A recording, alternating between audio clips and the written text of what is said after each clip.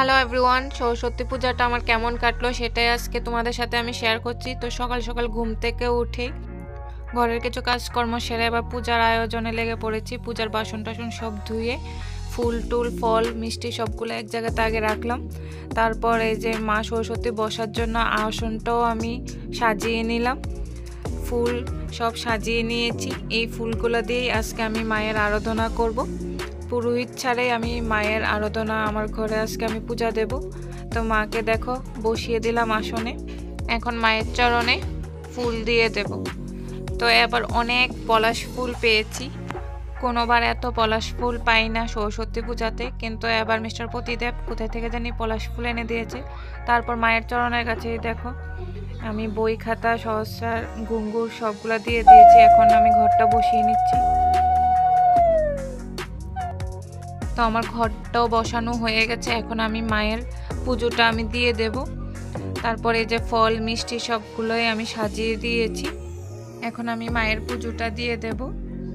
তারপর এই দেখো সহস্রাও মাকে দুব্বা বেলপাতা ফুল সব কিছু মার চরণে দিচ্ছে। আমাদের সকলেরই মা সরস্বতী পূজা আরাধনা করা দরকার, কারণ মা সরস্বতীর কৃপাতেই আমরা চলি, বিদ্যা বুদ্ধি সব কিছু তো মার থেকেই পাই। এখন আমাদের ঘরের পূজা হয়ে গেছে, এখন আমরা চলে আসলাম কোয়ার্টারেও আমাদের পুজো হয়, তো সেখানে অঞ্জলি দেব, তার জন্য চলে আসলাম। এই যে সবাই এখন অঞ্জলির প্রস্তুতি চলছে। সহস্র অঞ্জলির জন্য ফুল বেলপাতা হাতে নিয়ে নিল, তো আমিও ফুল বেলপাতা হাতে নিয়ে নিলাম। এখন আমরা সবাই মিলে অঞ্জলি দেব।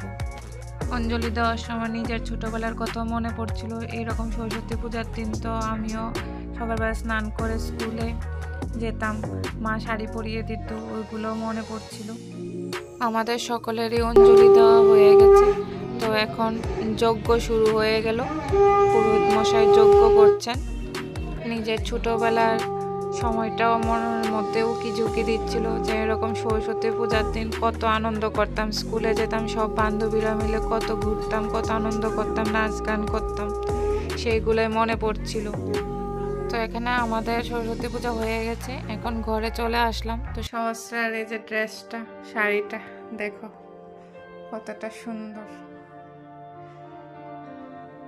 এটা আমার সরস্বতী। কিন্তু সরস্বতীর শরীরটা আজকে ভালো না, এর জন্য স্কুলেও যাবে না। হাফ রেডি হয়েছিল, ভেবেছিল তারপরও যাবে। এই যে হাতে চুড়িও লাগিয়েছিল, শাড়িটাও হাফ পরেছে, ভেবেছিল যাবে, কিন্তু আর সহস্র ভালো লাগছে না।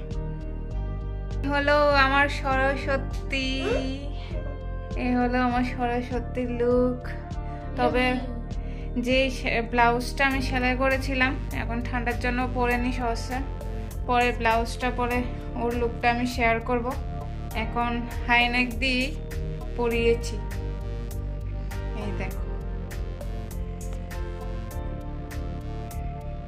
এ হলো আমাদের সরস্বতী, দেখেছ সরস্বতী শাড়ি পরেছে। কেমন লাগছে সহস্রাকে জানাবে তোমরা।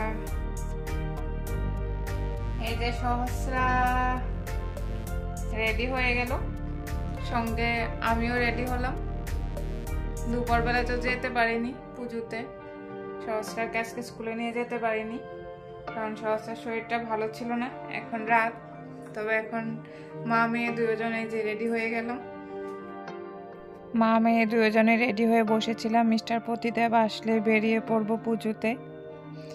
তো এখন আমরা রাস্তায় বেরিয়ে পড়লাম পুজো দেখার উদ্দেশ্যে। তো চলে আসলাম বরদোয়ালি ওয়ার্ড নাম্বার 40-তে, যেখানে 40 ফুটের এই যে মা সরস্বতীর মূর্তিটা, সেটা আমি এর আগেও তোমাদের শর্ট ভিডিওতে আমি শেয়ার করেছিলাম। এখানে 40 ফুটের এই মূর্তি তৈরি করা হয়েছে, সেই মূর্তি দেখতেই আমরা এখানে চলে আসলাম। তখন বাজে রাত 9টা। দেখো লোকের কত সমাগম, সবাই এই পূজা দেখতে এসেছে। এখানে কিছু সাংস্কৃতিক অনুষ্ঠানও চলছিল, তারপর আনন্দ মেলাও চলছে। 10 দিন ব্যাপী এখানে এই মেলাটা চলবে সরস্বতী পূজা উপলক্ষে।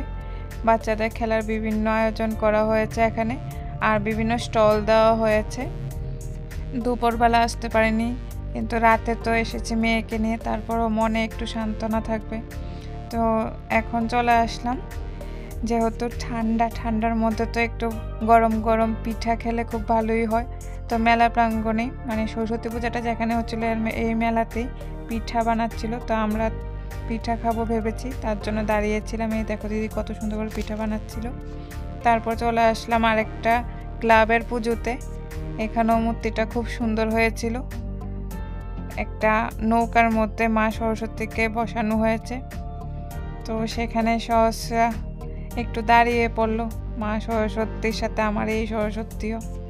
এবার চলে আসলাম আগরতলা প্রতাপগড়ের ভাইরাল পূজাতে, যেটা এবার খুব প্রচলিত হয়েছে এই পূজাটা। যে বাড়িতে আসলাম উনি নিজের হাতেই এই পূজা মণ্ডপ এবং মায়ের মূর্তি উনি নিজের হাতেই তৈরি করেছেন। তো ওনার পূজা প্যান্ডেলের থিমটা ছিল ডিজনিল্যান্ড। সত্যি ওনার হাতের কাজ খুব সুন্দর। মায়ের মূর্তি দেখলে তোমরা বুঝতে পারবে মায়ের মূর্তিটা খুব সুন্দর হয়েছে। তো তোমাদের সরস্বতী পূজা কেমন কাটলো তোমরা কমেন্টসের মাধ্যমে জানাবে আমাকে। আমাদের সরস্বতী পূজা সহস্রার অসুস্থতা নিয়ে মোটামুটি কেটেছে। চলো দেখা হবে তোমাদের সাথে নেক্সট ভিডিওতে। টাটা।